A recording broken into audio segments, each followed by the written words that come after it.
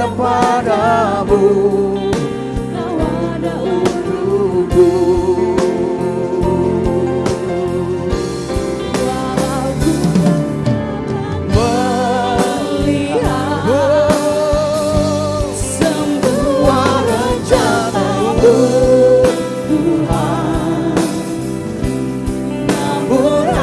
Ku tetap memandang padamu, kau untuk langkahku Tuhan. Walau ku tak dapat berharap atas kenyataan hidupku, namun hatiku tetap memandang padamu, kau ada untukku. Namun hatiku tetap, namun hatiku tetap memandang padamu, kau ada untukku. Namun hatiku tetap, namun hatiku tetap memandang padamu.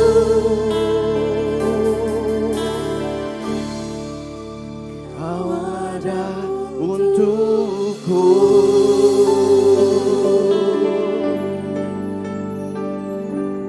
Kau ada untuk kami Tuhan, di setiap pergumulan hidup kami. Ajar kami melihat seperti kau melihat Tuhan. Yes, oh, oh, oh. Lembutkan hati kami, jamah hati kami. Oh, terima kasih Tuhan untuk penyertaan-Mu, untuk penyertaan-Mu dalam hidup kami.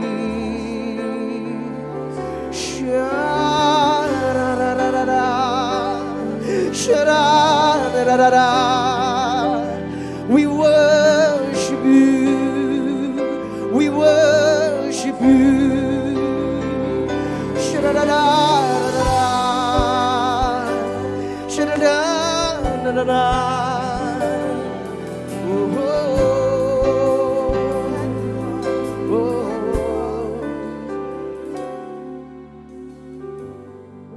Terima kasih Tuhan. Terima kasih Bapa yang kami sembah di dalam nama Tuhan Yesus Kristus. Terima kasih Kau kumpulkan kami di tempat ini, di gereja-Mu Tuhan. Biar hari ini Tuhan menjadi sesuatu yang luar biasa, tidak biasa-biasa. Gemburkan hati yang keras Tuhan. Ajar kami Tuhan, bentuk kami sehingga kami bertransformasi memiliki karakter seperti Engkau. Urapi kami Tuhan, urapi hamba-Mu Tuhan, sehingga Engkau yang berbicara bukan tentang aku dan khotbahku Tuhan, tetapi tentang Engkau dan kerajaan-Mu Tuhan. Kau pakai setiap jiwa, setiap jemaat di tempat ini Tuhan, menjadi pengubah-pengubah kota Tuhan. Dimanapun kami ditempatkan, di situ kemuliaan-Mu terjadi. Terima kasih Bapak, Kau pimpin dari awal, pertengahan hingga akhir. Ajari kami. Mari setiap kita yang siap untuk mendengarkan dan belajar kebenaran firman Tuhan, bersama-sama katakan amin. Beri kemuliaan untuk Tuhan kita.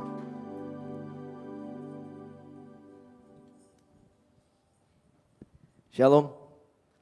Selamat pagi semua. Apa kabar?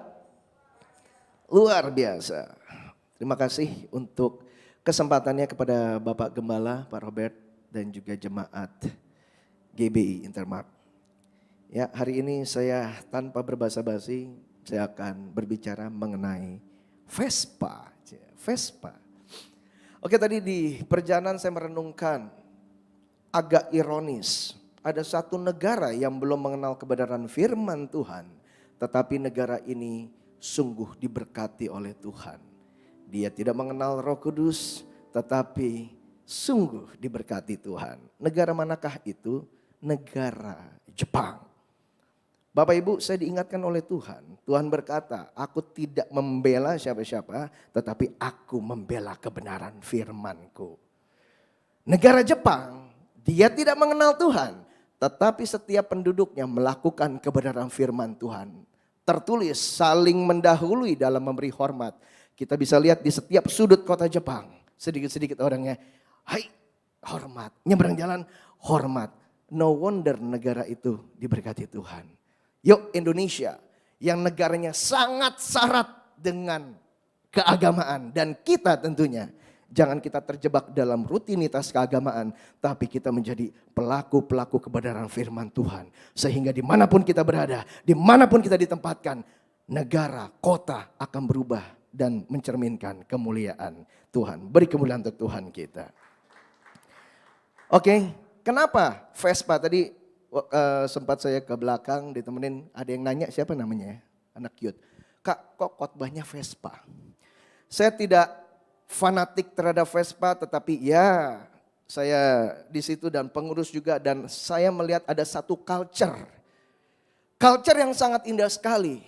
Setiap orang-orang yang naik Vespa, ketika ingin mendahului sesama Vespa, pasti kita akan klakson, tin tin, nganggukin kepala, yuk. Teman bukan, kenal enggak, tapi kok kita bisa berbagi senyum, yuk. Apakah kita yang sesama gereja, komunitas, ketemu gimana? Mesum atau shalom Pak, Bu. Yang kedua, dimanapun ada Vespa klasik berhenti mogok karena trouble, kita tidak mikir siapa dia, dari klub Vespa mana. Pasti kita akan menepi dan samperin, ada masalah apa brother? Wow, bisa kompak, bisa hormat, enggak ada yang ngajarin, culture terbentuk. Itulah kebenaran firman Tuhan. Mari kita masuk lebih dalam. Saya mengambil prinsip dari Vespa, kata-kata. Coba bersama-sama katakan Vespa. Saya bukan sales Vespa ya Bapak Ibu ya. Bukan. V yang pertama, multimedia tolong tampilkan. V yang pertama adalah victory. Bersama-sama katakan victory. Victory. Oke. Pak, Bu, kita menjalani hidup di muka bumi ini, izinkan saya mengatakan, bukan untuk memperoleh kemenangan, tetapi kita sudah menang untuk menjalani kehidupan. Sampai di sini ada amin? Sekali lagi, kita bukan menjalani hidup untuk memperoleh kemenangan, tetapi kita sudah dimenangkan oleh Imam Agung kita yang bernama Tuhan Yesus Kristus untuk apa? Datanglah kerajaanmu di bumi seperti di sorga. Tugas kita, tugas Bapak dan Ibu bukan hanya tugas hamba-hamba Tuhan. Kita harus menghadirkan sorga di muka bumi. Gimana kalau kita nggak pernah ngerasain sorga, kita nggak pernah tahu, kita belum ngalamin kemenangan, kita merealisasikan atau mendisplay surga. No wonder banyak jiwa-jiwa yang tidak kita menangkan. Kenapa? Apa bedanya? Orang-orang di luar sana akan berkata, untuk apa saya ngikutin kamu? Kayaknya hidup kamu aja kusut. Ada amin? Kita hidup bukan untuk memperoleh kemenangan, tapi kita sudah dimenangkan untuk membagikan hidup kita. Contoh, mari kita buka kebenaran firman Tuhan, Filipi 4 ayat 13. Filipi 4 ayat 13. Ini ayat orang Kristen lah, di mana-mana sering kita mengumandangkan firman ini. Kita baca bersama-sama, 3-4, apa? Segala perkara dapat kutanggung di dalam Dia yang memberi kekuatan kepadaku. Ulangan 28 ayat 13. Ini ayat-ayat yang common ya, yang sering kita baca, kita bicarakan. Ulangan 28 ayat 13. 3-4, apa? Engkau akan tetap naik dan bukan turun apabila engkau mendengarkan perintah Tuhan Allahmu yang kusampaikan pada hari ini, kau lakukan dengan setia. Pak, Bu, kita sering sekali mendengar, membagikan kebenaran firman Tuhan ini. Rancangan apa? Tuhan itu rancangan damai sejahtera, bukan kecelakaan kan? Tapi kalau boleh jujur, kita ngelihat kok hidup saya begini ya. Why? Stagnan ya. Why? Tuhan, katanya engkau mengangkat aku menjadi kepala bukan menjadi ekor. Katanya rancangan kamu, rancangan engkau Tuhan indah. Tapi boro-boro indah yang ada ambiar. Pak Bu, percayalah. Survei membuktikan kita sering terjebak dengan permainan kita sendiri. Kadang-kadang waktu kita ngalamin masalah, ingat Bu, ada ayat yang berkata hidup mati dikuasai lidah. Barang siapa menggemakan akan makan buahnya. Tuhan Yesus sudah membuat blueprint. Nanti ujungnya seperti itu ya. Oke. Kita jalan nih. Alamin masalah. Pak Bu, kalau boleh jujur, kita seringnya ngomong apa? Aduh, kok hidup gue gini-gini aja ya. Welcome to the club. Hidup Bapak Ibu gini-gini aja. Kita sedang mendoakan hidup kita gini-gini aja. Ngalamin masalah lagi. Aduh, kayaknya emang susah nih. Nggak mungkin bisa. Berat. Welcome to the club. Kita sedang mengutuki hidup kita gini-gini aja, ketutup dan berat. Oke. Tuhan bilang begini, Pak, Bu, Nal, aku punya rancangan ujungnya begini, tapi kamu ikutin pola mainnya ya, hati-hati kena jebakan Batman ya. Oke. Kemarin saya di Semarang, saya bagikan tentang, boleh bantu saya, kita angkat dua tangan kita begini. Yang kiri ini adalah benih yang jahat. Yang kanan adalah benih yang baik. Suka tidak suka, setiap hari bukan hanya Minggu, Senin sampai Sabtu sampai Minggu lagi, kita dihadapkan dengan berbagai macam masalah. Setuju? Setuju? Kita bawa dua benih ini dan di dalam kita ada kuasa. Ingat, coba katakan bersama dengan saya. Saya diberi kuasa. Oke. Ngalamin masalah. Tiba-tiba mau dealing belum jadi. Boleh jujur Bapak Ibu apa yang katakan? Apa yang Bapak Ibu katakan? Kayaknya emang gue gak cocok di bisnis ya. Kita lagi nabur benih yang kiri. Gue gak cocok di bisnis. Oke, ngalamin lagi. Mungkin lagi ada masalah gangguan kesehatan, kita bilang, aduh kayaknya udah gak ada harapan nih. Kayaknya ya udahlah, gue siap lah kalau Tuhan panggil pulang. Yang kiri lagi. Pak, Bu, hidup itu berjuang. Hidup itu pikul salib, bukannya cuma nyalip, pikul salib. Apapun yang terjadi di dalam hidupku, apa? Selalu ku berkata, apa? Yesus baik. Kenapa kita bisa bilang Tuhan Yesus baik? Kita mesti lihat ujungnya, rancangannya Tuhan tuh baik. Kita yang ngebuat gak baik dengan apa? Keseringan 1 kali 24 jam kita taburan benih-benih yang ambiar. Enggak kok, saya tidak buat dosa, saya tidak melakukan apa-apa. Kalau boleh jujur Pak Bu, gak ada yang tahu pikiran kita. Tapi percayalah, apapun yang kita pikirkan, pikiran itu adalah doa yang tidak terucapkan oleh kata-kata. Hati-hati dengan pikiran kita. Oke, karena Amsal berkata, seperti orang yang mengadakan ukuran dengan diri sendiri, demikianlah ia. Saya nggak tahu, mungkin kita bisa angkat tangan di sini. Kita bisa hari Minggu, setiap minggu di sini. Tapi apa yang Bapak Ibu pikirkan? Pikirkan kekalahan, pikirkan tidak deal. Apa yang kita pikirkan? Itulah taburan kita. Jangan terjebak permainan si iblis. Kadang-kadang kita bilang kayak gini, ya saya nggak bisa nutupin perasaan saya. Ya tapi kita harus bisa ngontrol perasaan kita dan make sure benih yang kita tabur selalu baik. No wonder kita ke gereja, kita ikut kegiatan A, B, C, kok kehidupannya seperti itu. Semesta tidak bisa dibohongi dengan kegiatan keagamaan kita. Dia hanya membaca apa yang kita tabur. Pastikan mulai sekarang kita menang. Ya, kita menang. Tuhan udah menangin. Dia sudah buat blueprintnya. Ikut atau enggak, itu keputusan kita. Satu contoh tokoh di Alkitab, Yusuf. 13 tahun Pak Bu, dia ngalamin yang namanya, oh my God, kita membaca mah enteng. Coba Bapak Ibu renungkan lagi kisah Yusuf. Mungkin dia berpikir apa? Salah apa saya? Mungkin saya kena kutuk. Mungkin saya melakukan ini dan itu. Sehingga hidup saya susah. Boleh jujur? Tolong angkat tangan yang lagi, tadi kuat banget. Yang sedang ngalamin. Kok hidup saya tuh beruntun kehidupannya. Ngalamin udah jatuh ketimpa tangga. Angkat tangan Bapak dan Ibu. Ada yang sedang ngalamin?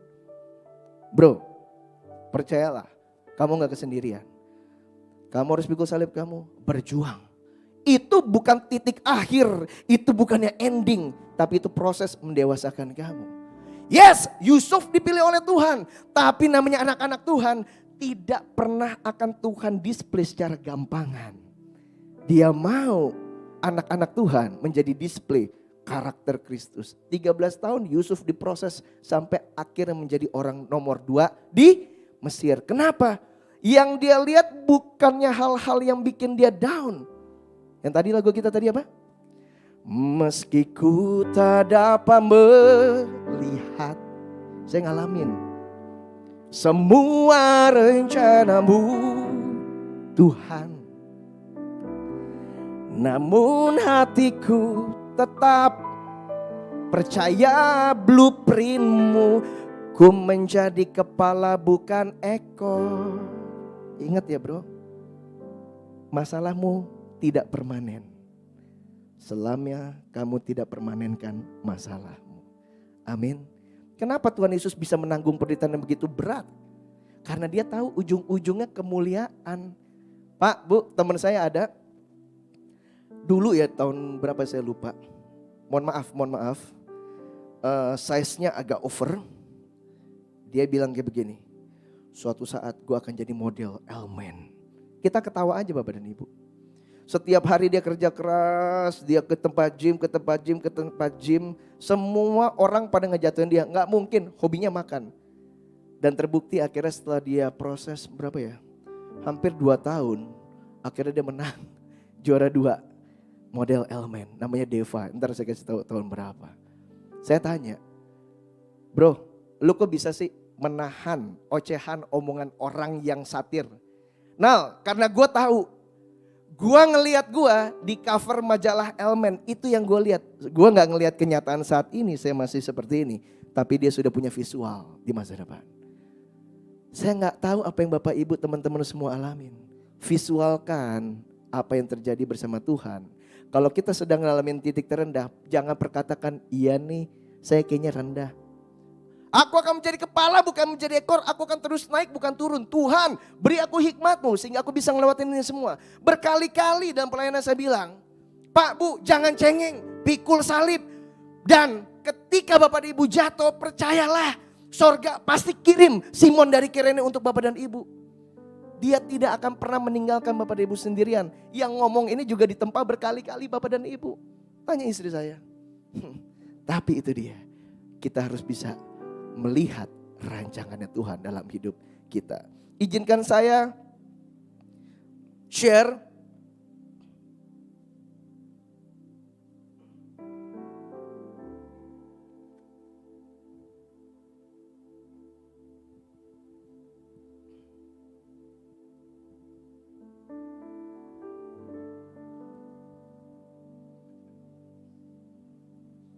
latar belakang saya, teman-teman, di entertain.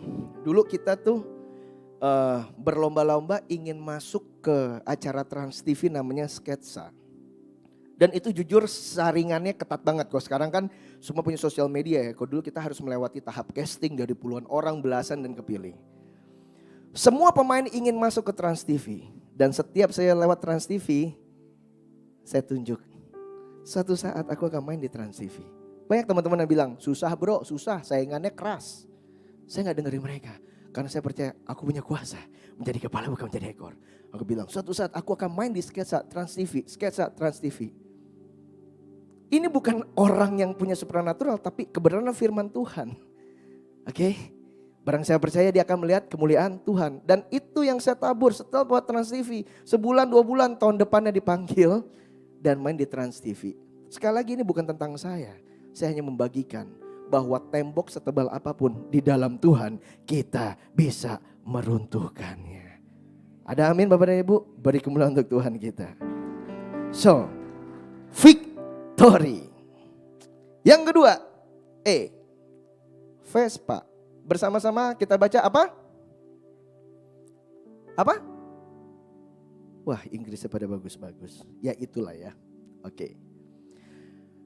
Kita semua tahu tokoh Alkitab yang menulis sebagian besar Alkitab bernama Paulus. Pak, Bu, saya suka komunitas Vespa. Karena saya bisa bertemu orang-orang dari yang status sosialnya tinggi sampai yang rendah banget. Tetapi mereka tidak ada yang mengeluarkan keakuan dan butuh pengakuan. Disinilah kita tersaring yang bernama eliminate, dieliminasi. Apa yang harus kita eliminate? Saya udah sering bagikan. Musa waktu ingin memimpin Israel, Tuhan bilang apa? Tanggalkan kasutmu. Iya Musa, kamu akan mimpin.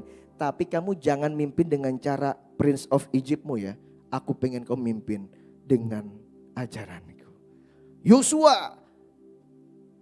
Musa, Yosua sama-sama disuruh apa? Tanggalkan kasutmu. Yosua tercatat. Tertulis di Alkitab. Lalu Tuhan membesarkan nama Yosua. Pak dan Ibu, percayalah. Kalau kita diketahui setiap jalan orang kenal kita, bohong kalau dagu kita nggak ke atas. Oke. Jadi yang harus kita eliminasi adalah keakuan kita. Mari kita buka kebenaran firman Tuhan. Di 1 Korintus 15 ayat 9. Secara cepat, 1 Korintus 15 ayat 9.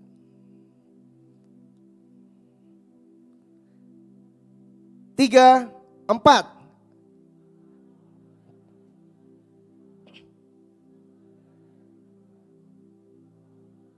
Wow, Paulus the chosen one, dipilih dan terpilih, tapi dia bisa ngomong begini Bapak dan Ibu. Coba tolong tampilkan 1 Korintus 15 ayat 9. Karena aku adalah yang paling hina dari semua rasul. Pertanyaannya, apakah kita memiliki kerendahan hati seperti Paulus? Gak peduli apa yang sudah kita torehkan, prestasikan. Di hadapan Tuhan kita bilang, Tuhan, aku yang paling hina Tuhan. Aku gak layak Tuhan. Tuhan berkata, barang siapa meninggikan diri akan direndahkan. Barang siapa merendahkan akan ditinggikan. Tolong yang sedang mengalami penurunan atau direndahkan, itu bukan suatu hukuman. Karena itu satu-satunya cara bagaimana Tuhan akan mengembalikan posisi kita semua. Tuhan akan mempromosikan kita semua. But humble yourself. Taruh tangan di dada, katakan, hei hati, rendah ya. Kemarin saya bertemu dengan satu orang dan sekarang ia sedang sangat dekat dengan pemerintah ya. Ada satu pesan yang saya tangkap. Yang dibesarin hati bro, bukan kepala. Ini orang kasarnya mau ngapainnya bisa lah di negara ini. Tapi dia berkali-kali berkata, yang dibesarin hati bro, bukan kepala. So, jangan penuh dengan pengetahuan tentang firman Tuhan. Tapi penuhilah hati kita dengan karakter Tuhan. Amin. Amin. Mari kita buka kebenaran firman Tuhan. Efesus 3 ayat 8. Efesus 3 ayat 8. Sampai di sini, saya kecepatan gak bicaranya Pak? Enggak ya? Oke. Efesus 3 ayat 8. Wow. 3, 4. Kepadaku yang paling hina di antara segala orang kudus telah dianugerahkan kasih karunia ini untuk memberitakan kepada orang bukan Yahudi kekayaan Kristus yang tidak terduga itu. Yang paling hina. Oke. Satu ayat lagi, 1 Timotius 1 ayat 15. 1 Timotius 1 ayat 15. Perkataan ini benar. Yuk kita baca bersama-sama. Dan diterima sepenuhnya. Kristus Yesus datang ke dunia untuk menyelamatkan orang berdosa. Dan apa? Di antara mereka akulah yang paling berdosa. Wow. No wonder Paulus dipakai Tuhan secara luar biasa. Kenapa? Hatinya humble banget. Oke, izinkan saya membagikan satu ilustrasi. Waktu masih aktif di entertain shooting. Ada satu pemain top, saya gak usah sebut namanya, pemeran utama, tapi ini orang suka improve Bapak dan Ibu. Oke. Dalam syuting itu kan ada pemeran utama, ada pemeran pembantu utama, ada figuran. Nah, porsinya memang saat itu skenarionya adalah pemeran pembantu utama ini harus yang lebih banyak. Oke. Tiba-tiba si pemeran utama karena ngerasa namanya besar, dia improve, terjadilah keributan dengan sutradara. Yang satu ngerasa gila kalau nggak ada gue ini sinetron mah nggak ratingnya anjlok. Sutradara bilang jangan sombong kamu ikutin skenario. Oke. Yuk kita lihat skenario surga. Saya mau tanya, Tuhan Yesus sama Yohanes Pembaptis, siapa yang Mesias? Halo? Tuhan Yesus. Firman Allah yang hidup, Tuhan Yesus. Yang kudus, Tuhan Yesus. Tapi kok waktu Yohanes Pembaptis bilang kayak gini, Tuhan gak layak aku Tuhan, engkau yang baptis aku ya. Tuhan Yesus bilang apa? Enggak. Kita harus ngikutin agenda Bapa di sorga. Kamu saat ini baptis aku. Masih adakah spirit humble seperti itu zaman sekarang? Kadang-kadang kita ngerasa gue lebih rohani, gue lebih ngerti firman Tuhan. Kamu tidak, wow. Dalam surga tidak ada seperti itu. Ikuti skenario kerajaan surga. Ada saatnya kita maju, ada saatnya kita mundur. Ada saatnya kita berbicara, ada saatnya kita diam. Amin. Satu tokoh rohani bernama Joyce Meyer. Ada yang tahu di sini Bapak Ibu ya? Kita tahu ya, dia nulis banyak buku. Silakan baca di buku yang berjudul Pemimpin yang Sedang Dibentuk. Beliau diperintahkan Tuhan untuk merintis sebuah gereja. Dan akhirnya terjadi, bam, jemaatnya bertumbuh. Dan Tuhan memerintahkan Joyce Meyer untuk kamu pergi ke lain kota, dirikan lagi. Akhirnya taat, Joyce Meyer pergi keluar kota. Dia mendirikan, merintis sebuah gereja. Dan boom lagi, tiba-tiba Tuhan berkata apa? Kamu kembali ke gereja yang lama. Joyce Meyer bingung, ini kok Tuhan main oper-operan ya. Apa yang terjadi Bapak Ibu? Ketika Joyce Meyer kembali ke gereja awal yang dia rintis, begitu dia mau parkir, tukang parkirnya larang. Bukan Bu, bukan untuk ibu, ini untuk pendeta yang di sini. Tiba-tiba Joyce Meyer mau marah, dia bilang, dia mau teriak, kamu tahu nggak aku yang ngerintis di gereja ini?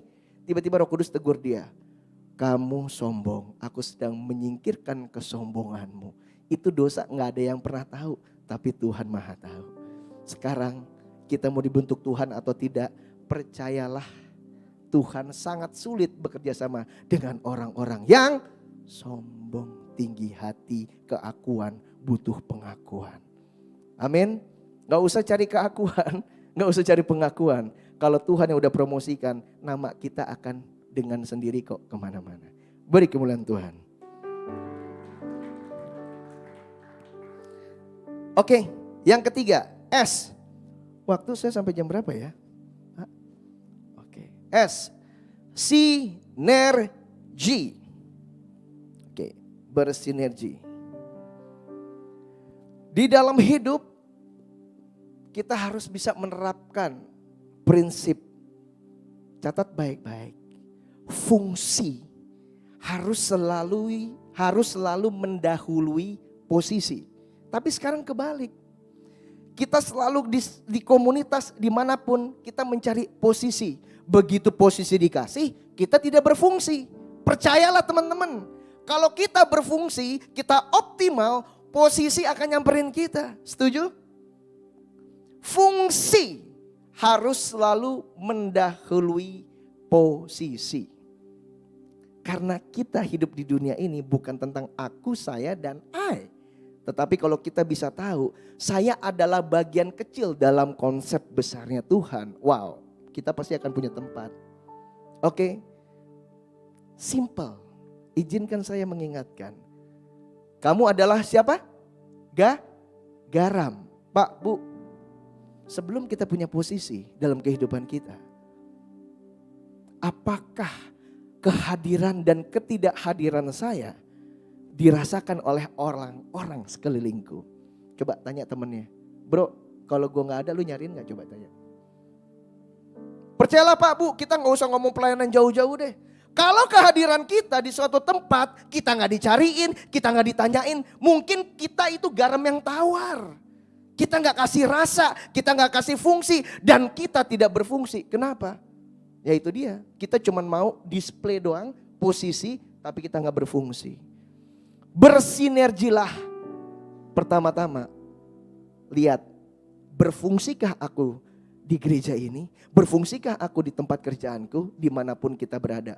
Kalau kita berfungsi, otomatis posisi akan mengikuti. Ada amin? Mari kita buka kebenaran firman Tuhan. Filipi 2 ayat 3 sampai 4. Filipi 2 ayat 3 sampai 4. Mari kita baca bersama-sama ya. 3, 4. Dengan mencari kepentingan sendiri atau pujian-pujian yang sia-sia. Sebaliknya hendaklah dengan rendah hati yang seorang menganggap yang lain lebih utama daripada dirinya sendiri. Yang keempat, dan janganlah tiap-tiap orang hanya memperhatikan kepentingan sendiri. Tetapi apa? Kepentingan orang lain juga. Ada satu tokoh dan sekarang masih eksis namanya Chris Vallotton. Dia wakil gembala Bethel Redding Church di California. Gembalanya bernama Bill Johnson. Kenapa dia menjadi wakil gembala? Teman-teman perhatikan. Semua orang yang menjadi volunteer atau full time di gereja itu, semua nanya, tim ininya gimana? Udah oke belum? Ininya udah oke belum? Ininya udah oke belum? Chris Vallotton datang, dia punya mental seperti ini. Apa yang kurang di tempat ini dan apa yang bisa saya lakukan di tempat ini. Wow, keren banget ini orangnya. Jadi mentalnya bukan ingin mendapatkan berkat, tapi ingin menjadi berkat dan posisi mengikuti fungsi. Jadi pakai Tuhan luar biasa, Bethel Redding Church, Chris Vallotton, dia nabi, bagi saya dia nabi, tajam sekali, silakan baca-baca bukunya. Itu dia, Chris Vallotton. Dia bisa bersinergi dengan apa? Mendahului fungsi dibanding posisi. Oke, pesannya adalah please gak usah cari posisi, tapi berfungsilah kita di mana. Oke, merubah mindset dari me menjadi we. Oke, ini bukan tentang aku, tapi tentang kita. Amin. Oke, next. P. Bersama-sama katakan perspektif.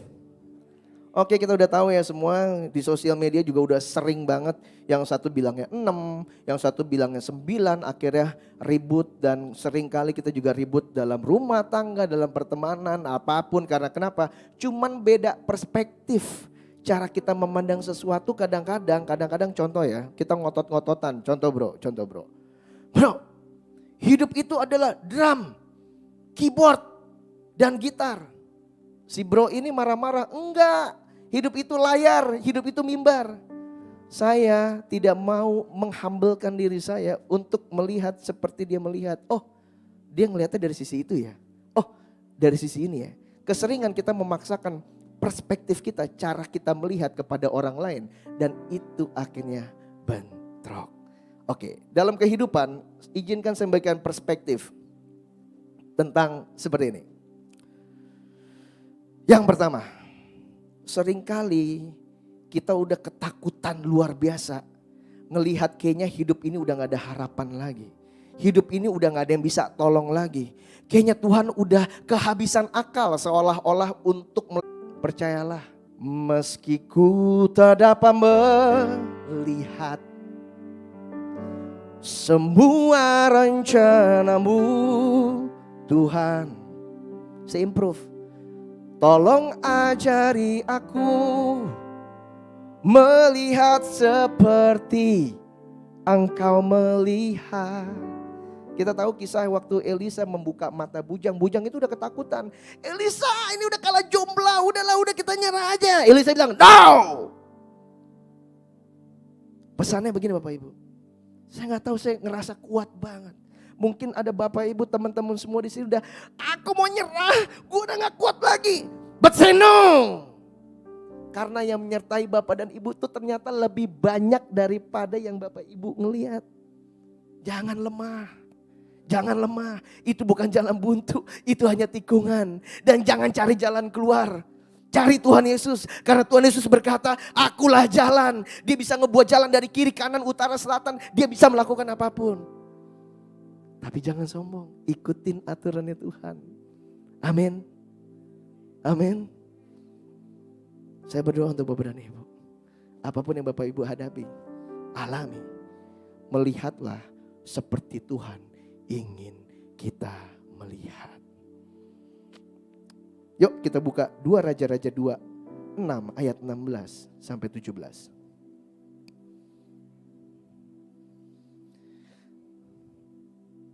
Tiga, 4. Jawabnya, jangan takut sebab lebih banyak yang menyertai kita daripada yang menyertai mereka. Ke-17, Lalu berdoalah Elisa, ya Tuhan, bukalah kiranya matanya supaya apa? Ia melihat. Maka Tuhan membuka mata bujang itu sehingga ia melihat. Tampaklah gunung itu penuh dengan kuda dan kereta api sekeliling Elisa. Mungkin kita nggak pernah, mungkin kita saat ini begini, ngelihat aduh buntu Pak Bu, ternyata di situ ada jalan dan disitulah kemenangan terjadi. Kadang-kadang kita terlalu cepat berhenti, cepat nyerah. Padahal udah tinggal 2 langkah lagi. Izinkan saya kuat bang taruh di hati. Pak, Bu, teman-teman jangan nyerah. Perkatakan terus firman Tuhan. Sampai garis finish. Mau jatuh gak apa-apa jatuh. Percayalah di situ ada Simon dari Kirene. Jangan cengeng teman-teman. Kemenangan sebentar lagi. Terobosan sebentar lagi. Open heaven sebentar lagi. Bagi yang bisa melihat seperti Tuhan melihat. Amin. Jangan kecut dan tawar hati. Tetap perkatakan tabur yang baik. Amin. Oke. Satu contoh. Ketika kita salah melihat, fatal akibatnya. Tuhan Yesus punya murid yang bernama satu Petrus. Yang satu lagi bernama Yudas Iskariot. Dua-duanya punya kesamaan. Sama-sama hianatin Tuhan. Tetapi karena Petrus punya cara pandang yang benar terhadap Tuhan. Dan dia tahu bagaimana Tuhan melihat dia. Dia tidak bunuh diri. Saya yakin Petrus udah nyesel. Tapi dia tahu saya diampuni. Tapi Yudas dia punya perspektif yang salah. Untuk itu dia ngapain? Dia bunuh diri. Kadang-kadang kita action terlalu cepat, terlalu early, terlalu awal. Karena kita salah melihat. Pak Bu, melihatlah seperti Tuhan Yesus ingin kita melihat. Amin. Itu dia. Oke. Perspektif udah. Yang terakhir. Next. Multimedia. Sama-sama katakan bersama saya. Apa? Attitude. Oke. Attitude di sini yang saya ingin bagikan adalah seperti ini. Seringnya teman-teman, untuk teman-teman kita yang mungkin pernah ada dalam satu komunitas, satu wadah dan sudah tidak aktif lagi, kita terburu-buru untuk menghakimi, untuk ngejudge, udah gak on fire. Yuk miliki attitude seperti Tuhan Yesus. Saya gak akan baca firmannya, tapi kita bisa catat di Yohanes 4 ayat 7 sampai 18. Perjalanan dari Yerusalem menuju Galilea itu harus melewati kampung perkampungan orang Samaria. Oke. Orang Yahudi dan orang Samaria tidak bergaul. Kenapa? Orang Yahudi nganggap orang Samaria itu kafir. Mereka kawin campur dan culture, budaya, pola pikir semuanya beda. Tetapi saat itu Tuhan Yesus sengaja cari orang Samaria untuk apa? Perhatikan di sini ada poinnya. Boleh tolong buka Yohanes 4 ayat 7 Yohanes 4 ayat 17. Yohanes 4 ayat 17. Yohanes 4 ayat 17. Tolong dicatat, ini penting banget untuk penjangkauan juga. Yohanes 4 ayat 17. Oke. Baca dulu ya, biar kita ngerti. Kata perempuan itu, aku tidak mempunyai suami, kata Yesus kepadanya, tepat katamu bahwa engkau tidak mempunyai suami. Teman-teman, Tuhan Yesus tahu nggak orang Samaria ini kumpul kebo dengan banyak orang? Tahu. Tapi lihat kata-kata awal yang Tuhan Yesus kasihkan. Dia cari apa yang bisa ngebangun mental wanita ini. Tepat katamu. Coba yang selanjutnya 18. Ayat 18. Multimedia. Ya. Sebab engkau sudah mempunyai 5 suami. Yang ada sekarang padamu bukanlah suamimu. Dalam hal ini engkau berkata benar. Wow. Pesannya adalah ikutin attitude seperti Tuhan Yesus. Selalu mencari apa yang bisa mengangkat orang, bukan menghakimi. Tolong catat baik-baik. Dunia di luar sana, teman-teman orang-orang di luar sana tidak butuh dihakimi, tapi butuh dipahami. Jangan menghakimi sebelum kita memahami. Karena kita gak pernah tahu apa yang terjadi dengan mereka. Oke, cari teman-teman. jangan kita langsung tutup, dia udah gak on fire lagi, dia udah gak ikut lagi ibadah, kita tutup. No, milikilah mental seperti Tuhan Yesus. Cari, angkat mentalnya. Baru kita ngomong, ada apa bro, sis. Sampai di sini, ngerti ya? Ya di komunitas banyak kita juga sering member keluar dan masuk, kita gak pernah ngejudge. Tapi kita bilang, ke rumah ini yuk, bawain makanan yuk. Ternyata tiba-tiba dia sedang ngalamin masalah. Di pikiran kita waktu kita meeting di sesama pengurus, dia kayaknya udah gak aktif lagi, apa jangan-jangan pindah klub ya. Wah kan banyak tuh pemikiran-pemikiran gitu. Ternyata tidak. Nah itulah kita harus lebih memiliki simpati, empati. Sehingga orang-orang di luar sana bisa kembali pada kita. Amin. Yang terakhir. Kejadian 42 ayat 37 sampai 38. Saya akan ceritakan secara sekilas. Yusuf anak Israel telah menjadi orang nomor 2 di Mesir. Yusuf memiliki adik yang bernama siapa? Benyamin. Yusuf dan Benyamin dari satu ibu yang bernama Rahel. Lalu anak-anak Israel semuanya datang. Yusuf tahu, ini kan abang-abang gue yang ngejual gue. Singkat kata singkat cerita, dia bilang begini. Oke, kamu akan saya kasih makanan karena waktu itu terjadi kelaparan hebat. Kamu akan saya kasih makanan dari Mesir dengan syarat apa? Kamu bawa ke sini yang namanya Benyamin karena abangnya kangen. Oke, balik nih semua ke bapaknya. Yakub, Israel. Kita harus bawa adik Benyamin ke Mesir ngadep orang nomor 2 itu supaya dapat bahan makanan. Oh enggak, Israel bilang enggak bisa, aku udah kehilangan anakku Yusuf bla bla bla bla bla bla. Udah drama lah kan. Nah, ini dia, tolong catat. Yang pertama. Sering kita bilang apa? Yesus anak siapa? Ini kok pada lemes ya? Yesus anak siapa? Daud dari suku Yehuda. Ingat ya baik-baik. Yesus anak Daud dari suku Yehuda. Ini kisahnya cikal bakal kenapa suku Yehuda menjadi suku pilihan. Yang pertama anaknya si Israel bernama Ruben. Jadi benar nih. Kita harus bawa Benyamin. Kalau enggak kita gak dapat bahan makanan. Israel gak ngasih bapak dan ibu. Enggak, aku gak mau kehilangan anakku lagi. Perhatikan baik-baik pesannya. Ruben seolah-olah hebat. Lihat. Gini aja deh. Kalau Benyamin enggak balik, tukernya ganti anak saya. Kelihatannya adil ya Bapak Ibu ya. Anak ganti anak. Apakah Israel bergeming? Enggak, gak dikasih. Waduh. Kalau nggak dikasih kita mati semua nih kelaparan. Lalu datanglah anak Israel bernama Yehuda. Bang Uben bilang bener. Kalau kita nggak bawa Benyamin kita mati semua. Gini deh kalau kita bawa Benyamin ke Mesir. Benyamin nggak balik lagi. Gantinya aku. Apa yang terjadi Bapak dan Ibu? Akhirnya Yakub, Israel mengizinkan. Yaudah kamu bawa Benyamin. Tahu gak pesannya apa Bapak dan Ibu? Tuhan mau kita menjadi orang yang nunjuk diri kita. Bukan nunjuk orang lain. Tuhan mau kita menjadi pribadi-pribadi yang tanggung jawab terhadap masalah. Bukan orang lain. Angkat tangan kita. Saya undang pemusik. Tim. Taruh tangan kita di dada.